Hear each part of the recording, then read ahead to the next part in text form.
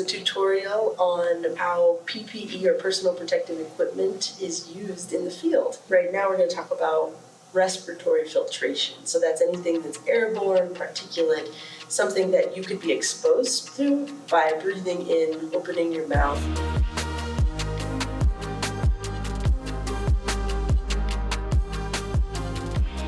During the pandemic, we started to make some cloth masks. You have access to surgical masks that are disposable.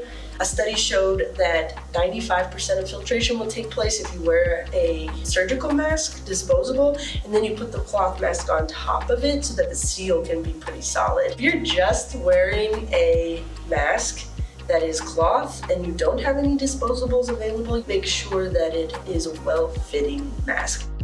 We have the classic disposable respirator. You're going to use these in a lot of different situations, and there's a lot of different kinds. There's an N, a P, and an R. They're all rated for different things, 95% filtration rates, 99% filtration rates. This is a good example of a rounded one with two different straps. You've got the duckbill styles.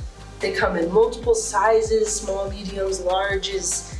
Then you've got the really flexible styles. These are really good for long-term use. The more comfortable it is, the more likely you are to have a good seal and to wear it continuously. One more classic one, surgical mask. These are the ones that most doctors who go into surgery or in other contexts use.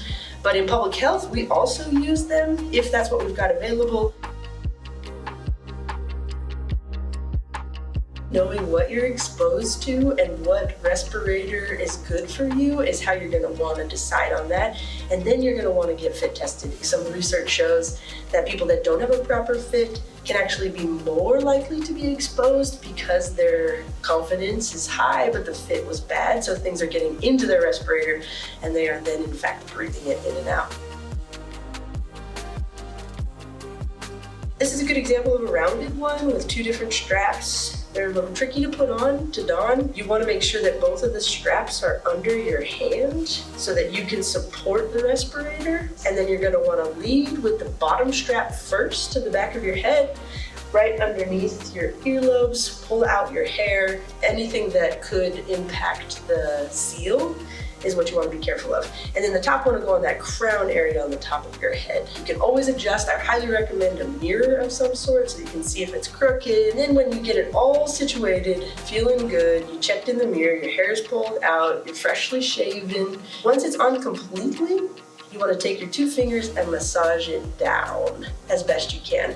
Now say it's a real solid metal clip and it's hard to just use two fingers to push it down. At that point, you want to take the two fingers and push it together slowly and then try to work and massage it so that it fits the best around your face. Really good practice is to do a positive and negative pressure test, which is basically you put the respirator on, put your hand over to sort of create a blockade and breathe out to see if there's any seal openings around your face, and then breathe in.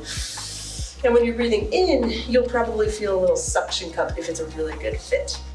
Then we've got reusable masks. These are more used for different chemical situations or exposure to anthrax, different powders that could become aerosolized or particulates in the air. If it was an airborne disease or virus, you don't want to use one of these because of the open holes in the mask. Same with some of the disposables. You're actually going to expose everybody that's around you. This is going to go up and over your head, and then you're going to tighten to get a good seal and then clip it in the back. Every time you put it on, you want to do the pressure test where you put your hands over the filters and you breathe in or out to make sure you have a solid seal. There's filters on it that twist on and off very easily. The color of the filter is what tells you that it will protect you from. So these pink ones are for particulates, so it's a P100. Different forms of P100s, they come in things that go over top of your respirator, cloth style. There's organic vapors are black, and then, say you're spray painting or something of that nature, and you have an exposure, you don't want to get the spray paint on your filter, so they come with different protective shields.